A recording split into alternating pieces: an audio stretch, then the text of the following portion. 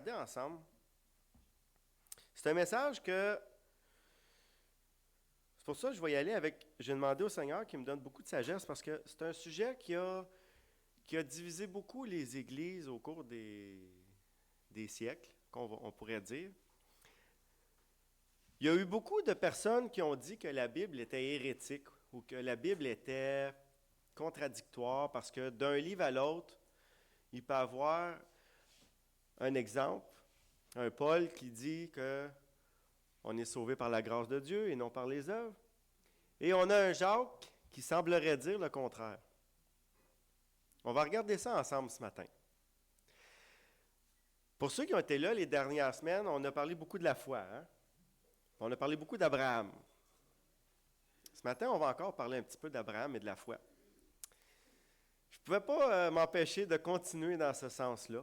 On dirait que ça s'enlignait tout seul. Il y a... Bon, je parle pour nous ici au Québec. On a été élevés, grandis, vraiment, c'était... pendant longtemps, ça a été l'Église catholique qui a pris beaucoup le plancher. Et nos grands-parents, nos parents nous ont tout le temps dit que les œuvres comptaient pour aller au ciel. Rempli évidemment de bonnes intentions. Hein? Autant que j'aime mes parents, mes grands-parents. Vous savez, faire des œuvres, hein, c'est pas mal. Hein? C'est même très important. On va démystifier ce matin. J'ai tenté de vous construire une histoire imagée qui va nous aider à comprendre. Je trouve que Paul il est très clair et très simple. Okay? Si je vous le disais, Éphésiens 2, 8 et 9, que vous connaissez très bien. C'est par la grâce que vous êtes sauvés, par le moyen de la foi, cela ne vient pas de vous, c'est le don de Dieu. Ce n'est point par les œuvres, afin que personne ne se glorifie. Bon, ça là, c'est clair comme de l'eau de roche, c'est simple. Tantôt, on va lire Pierre, Jacques. Vous allez voir, c'est un petit peu moins clair. Même, on pourrait quasiment dire qu'il y a contradiction. Le but du message ce matin est de vous montrer, premièrement, qu'il n'y a pas de contradiction, que les deux disent la même chose. C'est de vous donner un outil que vous allez pouvoir utiliser dans vos conversations avec vos amis, vos familles, qui comprennent mal ce passage-là. Parce que la Bible, elle ne se contredit pas. Et pour ceux qui ont connu notre pasteur, M. Godin, ceux qui ont été ici à la journée de son hommage, il a été soulevé que M. Godin, il nous enseignait, si tu lis la parole de Dieu et que tu te fais une thèse, puis qu'une couple de pages plus loin, dans un autre livre, ta thèse vient de se démolir parce que quelqu'un dit quelque chose qui ne fonctionne plus avec ce que tu as découvert, c'est parce que ta thèse ne traverse pas la parole de Dieu, elle n'est pas bonne. Tu dois donc recommencer ton travail. C'est comme ça que M. Godin nous a enseigné. Donc, qu'est-ce que tu fais quand tu as deux passages qui semblent se contredire? C'est là que tu dois prier et demander au Seigneur sa grâce pour qu'il l'explique. C'est ça que je vais faire ce matin. Je prends deux passages qui semblent contradictoires, mais qui, en fin de compte, ils ne sont pas. On commence. La vie tout entière est basée sur la parole de Dieu, et je m'explique. Quand on dit sur la parole de Dieu, ce n'est pas nécessairement la Bible. C'est la vie, elle existe, la terre, elle existe, les humains existent parce que Dieu l'a dit. Il l'a dit et nous sommes apparus, tout simplement, par sa parole. Autant les choses visibles que les invisibles. Sans l'action de Dieu, sans la parole de Dieu, rien n'existe. Nous, on n'existe pas à l'exception de Dieu. Il n'y a que Dieu. On est ici par la grâce de Dieu, hein, comme on le dit souvent. On est ici, c'est grâce à Dieu. Je vous ai parlé dans les dernières semaines que la foi est l'élément principal à la vie, dans la vie, pour accomplir toutes sortes de projets. On a vu avec l'exemple d'Abraham. Là, ce matin, on va faire du pain. Oui. Vous allez devenir des boulangers. On va faire du pain un matin. Okay? On va essayer de comprendre la parole de Dieu avec l'image du pain. Vous allez comprendre pourquoi. Ça a pris Dieu pour créer les éléments nécessaires à fabriquer le pain. Vous êtes d'accord? C'est Dieu qui a pourvu à la farine, à l'eau. Hein?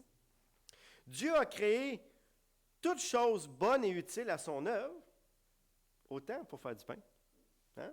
Tout concorde au bien, tout concorde pour Dieu.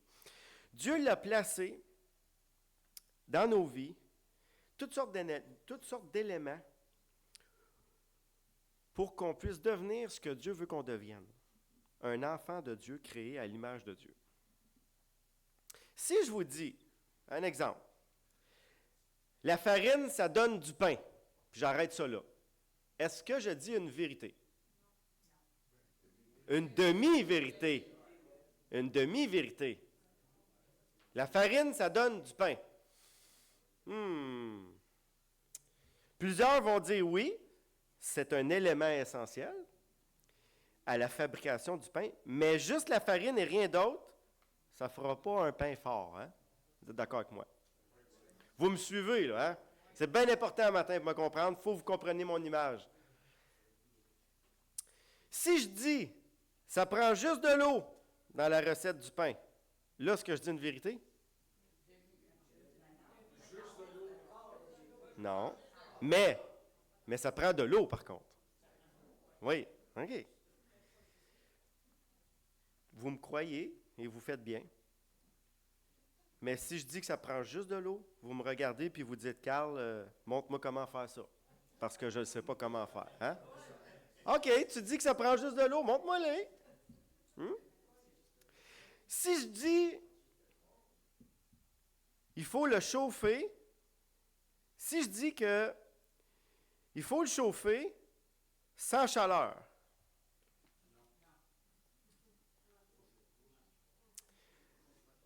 si on ne chauffe pas, OK, les recettes, si on ne chauffe pas, si, mettons, on met l'eau et la farine, on les mélange, puis on ne les chauffe pas, ça va donner ce qu'on appelle... Oui, ou si tu le fais sécher, ça va donner un... Puis tu l'écrases, ça va donner un hostie. C'est comme ça qu'ils font les hosties. De l'eau, de la farine, on l'écrase, on le laisse sécher, puis ça fait un petit pain sec plat. Si je vous dis, je veux un pain gonflé, un vrai bon pain gonflé, là, ça va prendre de la levure. Alain l'a dit, ça prend de la levure. Pas de levure, pas de pain gonflé. Ça va donner, par exemple, un pain plat. Ça va être du pain, mais ce ne sera pas du pain gonflé. Bon, si vous voyez un petit peu où je m'en vais, si vous comprenez bien le principe, les ingrédients sont importants et la procédure est importante pour obtenir le pain frais et gourmet qu'on souhaite. C'est très précis, là. Je vous le dis, hein, allez voir un boulanger, là, sa recette là, est respectée. Pour faire du bon pain, je vous le dis, essayez-le, c'est très dur de faire du pain. Ceux qui l'ont fait l'ont vu. Souvent, il n'était pas mangeable. Il était beau, hein, il a levé. Tu y goûtes pas, il goûte pas bon, il est dur. Faire du bon pain moelleux, c'est très difficile. La recette, là, elle doit être respectée, là. Puis ceux qui l'ont trouvé, la recette, là, il a travaillé fort, puis il a travaillé longtemps pour l'avoir. Le chef boulanger, là, il est celui qui connaît la recette. Puis il le fait avec un talent exceptionnel qui donne une odeur et un goût incomparables. L'odeur et le goût, est-ce qu'ils sont des ingrédients? Est-ce que c'est un ingrédient, l'odeur et le goût, pour avoir un bon pain? OK, retenez ça là, parce que c'est une pogne, OK? Est-ce que l'odeur et le goût sont des ingrédients? Non. Ils sont le résultat. Ils sont le résultat incontestable du pain savoureux fait par le boulanger. On ne peut pas ajouter l'odeur et ajouter la saveur pour dire que c'est bon. Non, ça c'est le résultat des ingrédients mis ensemble. Le boulanger est à l'œuvre, il agence les ingrédients minutieusement, préparés, ils vont donner un goût et une odeur. Et un petit peu de sel avec ça. Il y a du sel dans les recettes de pain, hein? Là, je vais lentement matin parce que je veux vous donner le temps de me suivre parce que c'est très important. Ensuite, le boulanger, après qu'il va avoir découvert une recette de pain puis que le pain il est bon, qu'est-ce qu'il veut faire? Il veut prendre sa recette puis il va la retravailler pour trouver un autre bon pain différent mais bon. Il va faire des pains plats, des pains gonflés, des pains bruns, des pains blancs, des petits, des moyens, des gros. Il va élargir sa diversité. Puis toutes ces recettes-là vont donner plusieurs produits différents, mais tous vont être bons. Parce que le boulanger, ce qu'il veut, c'est produire des bons pains. Il ne produira pas un pain pas bon. Il ne le vendra pas, puis il ne le donnera pas. C'est garanti. Donc, le boulanger, il est l'auteur. Si le boulanger est l'auteur, la farine et l'eau et la levure sont quoi? Des ingrédients dans ses mains. Et le goût et l'odeur sont le résultat. OK? Vous me suivez? C'est bon. Pas pire, pas pire. Donc, il y a un Dieu créateur qui a créé l'homme et la femme. Tous deux sont créés à l'image de Dieu et à sa ressemblance, la Bible nous dit. Dans le but du plan de Dieu, qui est d'avoir des adorateurs éternels qui adorent en esprit et en vérité. Et je vous cite Jean 4, 23. Mais l'heure vient, elle est déjà venue, où les vrais adorateurs adoreront le Père en esprit, en vérité, car ce sont là les adorateurs que le Père aime. Non, que le Père demande. Puis il y a peut-être des versions que c'est cherche. Dieu est esprit et il faut que ceux qui l'adorent en esprit et en vérité. C'est quoi le plan de Dieu? Avoir un peuple qui adore Dieu. Dieu a créé l'homme dans un but précis et parfait et il lui a confié la gouvernance de la terre. Tant que l'homme et la femme obéissaient à la parole de Dieu, ils choisissaient Dieu par leur obéissance. On parle ici d'Adam et de Ève. Ils ont malheureusement un jour désobéi en prenant le fruit de l'arbre défendu. Ils sont devenus mortels. La relation parfaite, la communion avec Dieu a été rompue, a été brisée. Mais Dieu, son plan passe par-dessus le péché et par-dessus la désobéissance d'Adam et Ève. Il va avoir, malgré tout, au-delà de tout, un peuple fidèle qui va l'adorer pour l'éternité. Dieu n'aura pas laissé le péché détruire son œuvre. Là. Maintenant, le plan de Dieu consiste à racheter sa créature qui a été vendue au péché. Donc, Dieu veut faire des chrétiens chauds, frais, de bonne odeur, sincères et véritables. Qu'est-ce que Dieu va faire? Bon, on voit dans la Bible que Dieu envoie un sauveur, qui est lui-même, dans la personne de Jésus-Christ, qui a été annoncé par les prophètes, par Ésaïe. Il est le premier ingrédient de la recette du pain ou du chrétien, on pourrait dire du chrétien. Sans Jésus dans la recette, tu n'auras pas de chrétien. Okay? Mais est-ce que Jésus tout seul va donner le pain? Ça prenait nous aussi, okay? Dans la recette. Dieu est à l'œuvre et il commence par son Fils qui est le premier en toutes choses. Il y a un autre ingrédient qui a pénétré dans la recette, malheureusement, sans aucun doute, qui enlève le bon goût et la bonne odeur, et c'est ce qu'on appelle le péché. Donc, Jésus va mourir à la croix pour les péchés du monde. Il offre gratuitement l'antidote requis pour la bonne recette. En plus, il ajoute son ingrédient incontournable, son amour, dans la recette. Son cœur et son esprit. Il appelle et il promet une restauration parfaite entre Dieu et les hommes, car il est le seul médiateur entre Dieu et les hommes, nous dit 1 Timothée 2,5. Maintenant arrivent les éléments qui sont préparés par Dieu pour faire un bon chrétien. Éphésiens 2,8-9 nous dit que c'est par la grâce qu'on est sauvé, par le moyen de la foi. Donc, ça prend de la foi. Ça prend Jésus. Ça prend de l'amour. Ça en prend des choses là, pour faire un chrétien. Là. Ça ne se fait pas tout seul, ça. Là. Et est-ce que ça vient de nous? Il n'y a rien à date qui vient de nous. Tout vient de Dieu. C'est Dieu le chef d'orchestre. C'est Dieu le boulanger. Et Jésus nous dit de croire en lui et de se repentir et on obtient la vie éternelle. Ah, la repentance. Enlève la repentance. Enlève la foi. Qu'est-ce qui reste? Est-ce que c'est vrai de dire, parce qu'une place, c'est écrit dans la Bible, crois seulement au Seigneur Jésus et tu seras sauvé. Est-ce que c'est vrai? Oui, c'est vrai. Mais c'est un ingrédient dans la recette. Ça prend la repentance. Ça prend la foi. Ça prend la grâce de Dieu. Ça prend Jésus-Christ. Ça en prend des choses faire un chrétien. Maintenant arrivent les éléments. Maintenant, Jésus, il nous dit de croire en lui, de se repentir. Donc, ça fait partie du plan de l'œuvre de Dieu. Il bénit sa grâce en nous la donnant et il nous appelle patiemment, ne voulant qu'aucun périsse. Si vous savez la référence, c'est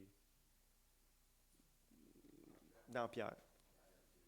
Pierre 2, 3, 9, 8, 9.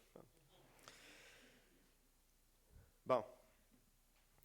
Lorsque le chrétien se repent et qu'il place sa foi en Jésus, il reçoit la vie éternelle, un pardon des péchés qui enlève l'ingrédient mauvais qui était dans le pain, qui n'était pas bon, qui nous séparait de l'œuvre de Dieu. Donc, nous sommes maintenant des petits pains au four qui cuisent et que Dieu va rendre parfait en son temps. Qu'est-ce que ça fait en ce moment? On est dans le moule. Et l'ingrédient mauvais du péché a été enlevé par la grâce de Dieu. Et nous allons devenir des enfants de Dieu parfaits. Car c'est Dieu qui a fait la recette. Puis il va pourvoir à ce que ces petits pains chauds aient une bonne odeur et un bon goût. C'est Dieu qui le fait. C'est pas moi, puis c'est pas toi. En bon québécois. Déjà, avant que le pain soit prêt, avant qu'on le mange, c'est quoi qu'on fait? C'est quoi? Je le dis, je vous pose la question, mais il faut que je le dise. C'est quoi qu'on sent? Une bonne odeur. Pendant que le petit pain est cuit au four, là. Hey, mes amis, avez-vous été dans une boulangerie? Tu ne veux plus sortir de là. Tu veux juste t'asseoir là. Puis là, tu voudrais avoir une petite table en avant de toi. Puis là, tu voudrais dire, emmène-moi tout. Je veux goûter à tout ce qu'il y a ici. Ça sent trop bon. Cette valeur, ça ne se vend pas, l'odeur de pain frais. Il faut que tu en fasses cuire pour l'avoir. Plus on approche de l'heure, plus on sent bon. C'est encourageant, hein? Dieu nous dit dans Jean 10, 28 qu'il donne la vie éternelle et que personne ne la verra de sa main. Le petit pain il est au four, puis quand il va sortir, il va être parfait parce que le boulanger il en a pris soin pour l'emmener à terme, le bon petit pain. Il l'a voulu, il l'a préparé, il a mis les ingrédients, il l'a mis au four, puis quand ça va sortir, il n'y a pas d'erreur. Il va être parfait. Dieu nous a donné un nouveau cœur, un nouveau esprit qui est déjà en nous et qui produit déjà des bonnes odeurs et des bonnes actions. Déjà. Bon, on est plus que des pains, hein, évidemment. L'image ici est vraiment pour nous faire comprendre. Vous allez voir pourquoi. Là, je vais bientôt arriver sur ce que je veux vous dire. Là. Notre grand Dieu fait de nous des enfants à son image, selon sa volonté, selon ce qu'il est, ce qu'il veut. Et là, vous allez tourner dans Jacques 2.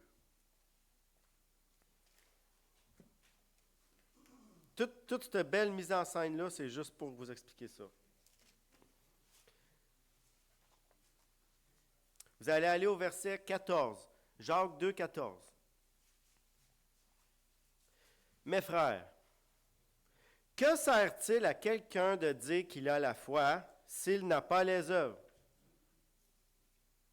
La foi peut-elle le sauver? Si un frère ou une sœur sont nus et manquent de la nourriture de chaque jour, et que l'un d'entre vous leur dise, « Va en paix, chauffe-toi, hein? Ressaisi-toi, hein? » Et que vous ne leur donnez pas ce qui est nécessaire au corps, à quoi sert-il? Il en est ainsi de la foi. Si elle n'a pas les œuvres, elle est morte en elle-même. Mais quelqu'un dira, toi, tu as la foi et moi, j'ai les œuvres. En fait, toi, tu as la farine, puis moi, j'ai l'eau. Montre-moi ta foi sans les œuvres, et moi, je te montrerai la foi par mes œuvres. Ah, là, ça commence à prendre un petit peu plus de sens. Jacques, il dit, tu crois qu'il y a un seul Dieu, tu le fais bien. C'est bien de croire en Dieu. C'est vrai que c'est la foi, c'est par la foi qu'on est, c'est par la grâce de Dieu, par le moyen de la foi qu'on est sauvé. Mais ça va plus loin que ça. Les démons aussi ils croient. Ah, ça prend-tu juste la foi? Non. Et ils tremblent. Veux-tu savoir, ô homme vain, que la foi sans les œuvres est inutile? Abraham, notre père, ne fut-il pas justifié par les œuvres lorsqu'il offrit son fils Isaac sur l'autel? Tu vois que la foi agissait avec les œuvres. Il faut y aller doucement, là. C'est compliqué ici. Là. Et que par les œuvres, la foi fut rendue parfaite. Tu ne peux pas avoir juste de la farine ou juste de l'eau ou juste de la levure. Ça prend les trois. Ainsi s'accomplit ce que l'Écriture dit. Abraham crut à Dieu et cela lui fut imputé à justice et il fut appelé ami de Dieu. Vous voyez que l'homme est justifié par les œuvres. C'est ici que ça grinche.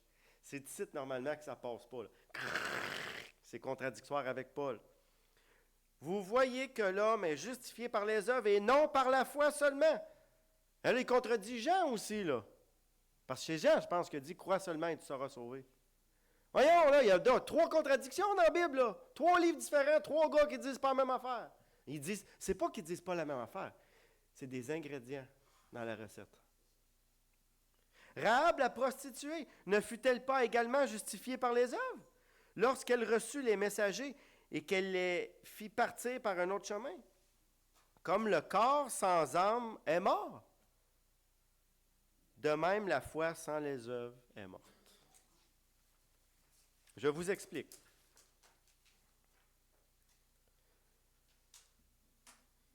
Dans ma maison, venez, ça sent le pain, car il y a un pain au four. OK? Écoute, avoir eu un petit peu plus de talent, là, ou plus de temps, là, j'aurais demandé à quelqu'un qui est bon pour faire du pain, là, puis j'aurais dit, viens m'en faire un à 9 h le matin, là, ou à 7h30, 8 h, pour que... C'est pas l'odeur qui produit le pain, OK? C'est le pain qui produit l'odeur, OK? De la même manière, les œuvres ne sauvent pas. Elles sont le résultat de la grâce de Dieu en nous. Et c'est ça qui dégage une bonne odeur. Jacques se permet de dire qu'on est justifié par les œuvres et non par la foi seulement, car les œuvres démontrent la foi. L'odeur du pain vient avec le pain. Tu ne peux pas séparer ça. Fais cuire du pain, ça sent le pain. Mais tu ne peux pas dire, je vais prendre l'odeur de pain pour faire du pain. Ça ne marche pas de même. Tu ne peux pas dire, je vais faire des œuvres pour être sauvé. Ça ne marche pas de même. Jacques est en train de dire que dans la recette de la vie chrétienne, la grâce de Dieu nous sauve par le moyen de la foi en Jésus-Christ. Et c'est cela qui produit les œuvres. Ce n'est pas les œuvres qui nous sauvent. Tu ne peux pas faire plus d'œuvres pour être sauvé. C'est une honte au Seigneur. Il est allé mourir à la croix pour toi. Un point, c'est tout. Mais son œuvre dans ta vie va produire des œuvres. L'odeur du pain est rattachée au pain et le mérite revient au boulanger. Le bon chrétien qui marche dans les voies de Dieu, qui produit des bons fruits, des bonnes œuvres, une bonne odeur, la gloire revient-tu à lui? C'est pas lui qui est en train de le faire, c'est le Seigneur qui est en train de le faire. Nous, on est le résultat de sa gloire.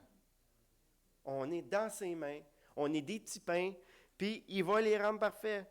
Les, les bonnes œuvres du chrétien, ils nous suivent, mais le mérite va à Dieu.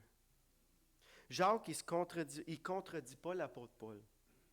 Il vient clarifier que le vrai chrétien a de bonnes œuvres qui démontrent son nouveau cœur et son nouvel esprit. Ça va ensemble. Oui. Oui.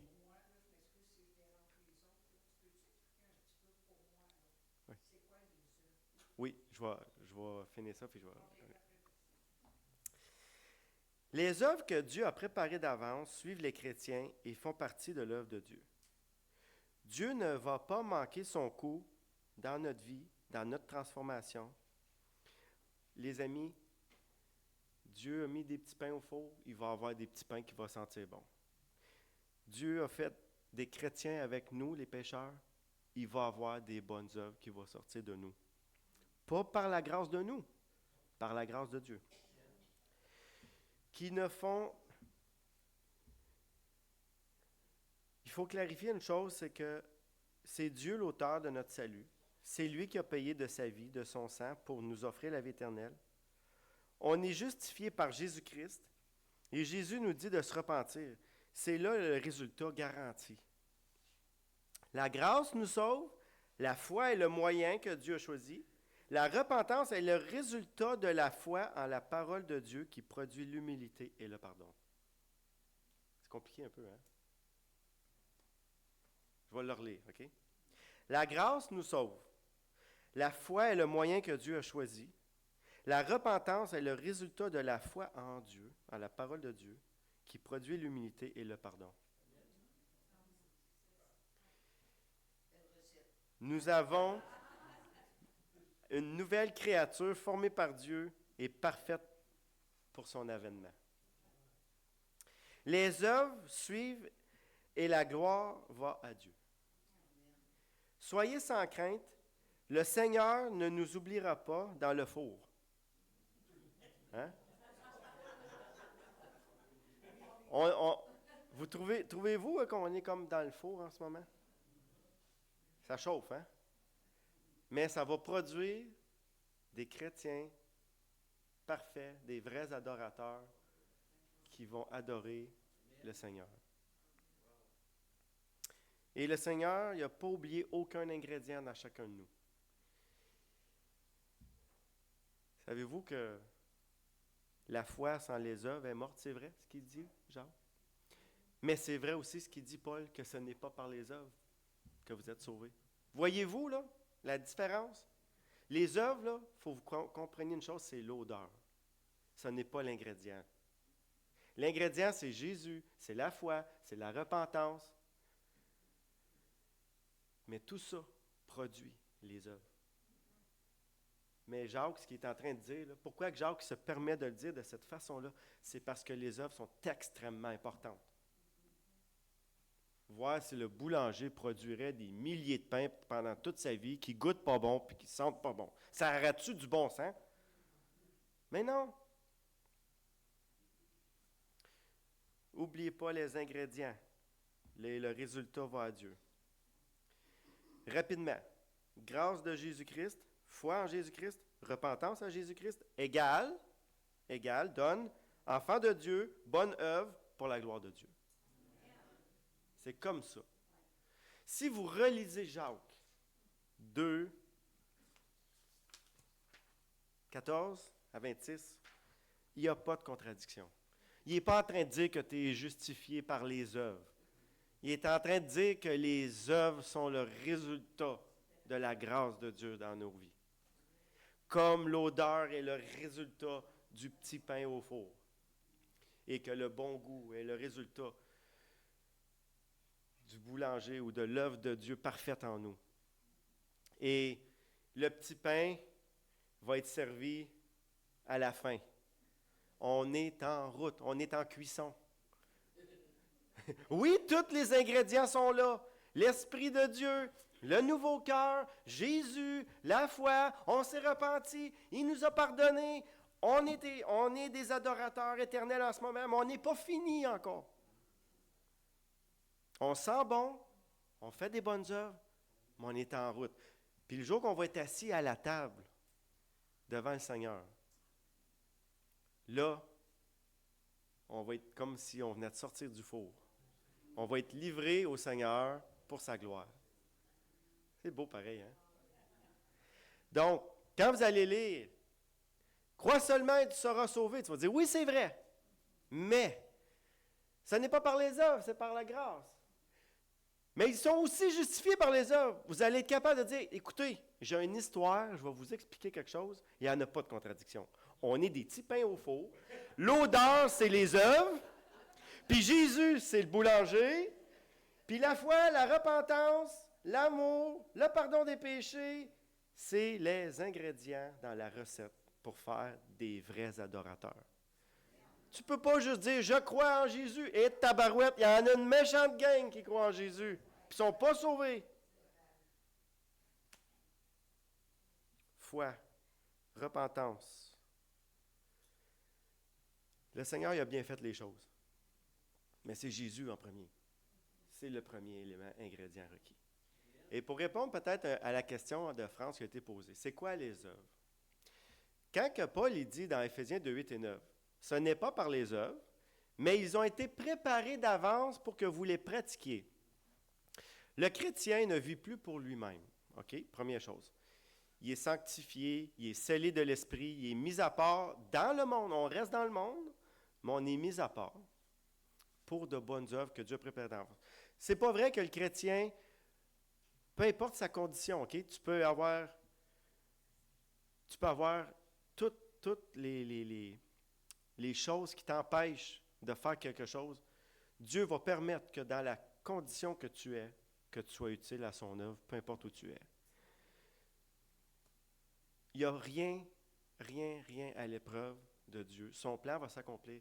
Il va prendre des gens malades, il va les guérir, ou il va leur donner, sinon, la capacité de le servir de toutes sortes de manières. Les œuvres sont créées par Dieu pour qu'on les fasse. Puis chacun a des dons différents, puis selon leurs dons, ils vont produire l'œuvre que Dieu a préparée d'avance pour eux autres. Il ne faut pas que tu essaies de faire des œuvres pour te justifier. Il ne faut pas que tu essaies de faire des œuvres pour être un meilleur chrétien. C'est impossible. C'est l'odeur. Ça ne fait pas partie de la recette, les œuvres. Les œuvres sont le résultat de la grâce de Dieu dans nous. Exactement. Quand on aime quelqu'un qui n'est pas aimable, ça vous est déjà arrivé, ça? Quand on fait du bien à quelqu'un qui nous a fait du mal, ça vous est déjà arrivé? Tu sais, quelqu'un que tu sais, mettons, là, tu étais à l'école, puis tu sais qu'il te l'a volé, ton efface. Tu te dis, là, tabarouette, il y a mon efface. Mais le chrétien, lui, là, il n'attend pas qu'il s'en aille de son coffre, puis il rouvre son coffre, puis il reprend son efface, puis il dit, tiens, ça, c'est à moi, ça. Non, le chrétien, il dit, ben, il avait peut-être plus de besoin que moi. Il va m'en acheter un autre. Ou le Seigneur va m'en pourvoir un autre. Le chrétien, il a toute une nouvelle boîte de contrôle, là puis là, ça marche ensemble, ces deux affaires-là. Puis les œuvres, là, ne sont pas requises à la justification, c'est la foi, c'est la grâce de Dieu, c'est tout simplement le résultat de l'œuvre de Dieu dans nos vies. Ouais. Donc, j'inviterai maintenant notre équipe de louanges à terminer. Je vous souhaite une belle